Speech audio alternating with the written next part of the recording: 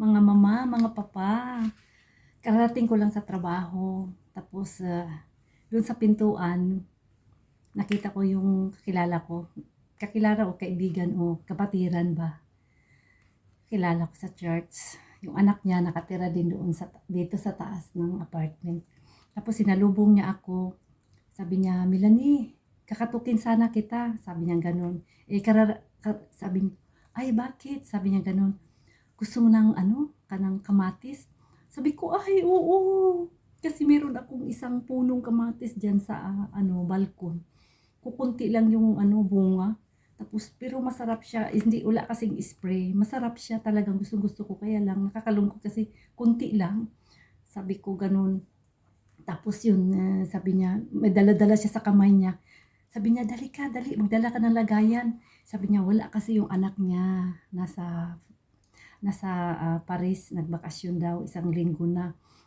Pag hindi to, pag 1 week pa to, masisira na. Oh, guys, nagpasalamat talaga ako. Salamat sa Ama. Pasalamat ako kasi nakikita ng Ama yung puso natin ba. Nakita ko na ito yung kamatis dyan, hindi ko alam. Itananim lang dyan sa around nitong apartment na to.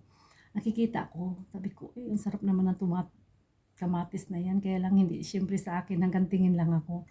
Tapos hindi ko akalain kay Naomi pala. Kasi yung isa kabila kasi nagbakasyon din kasi bakasyon na dito sa mga bata.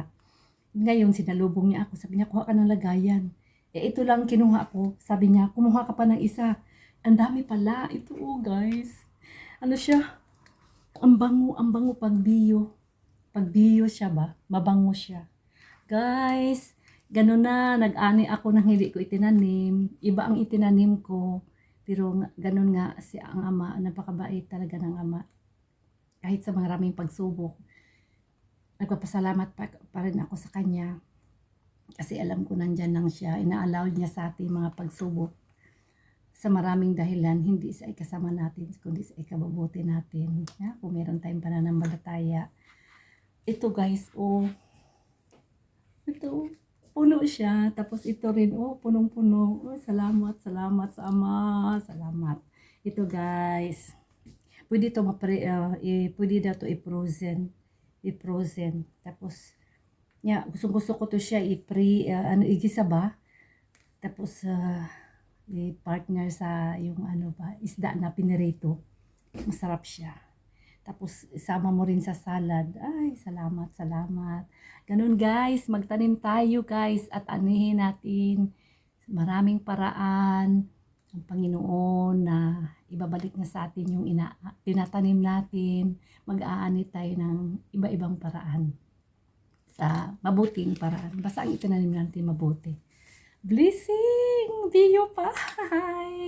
Subscribe naman guys. Salamat!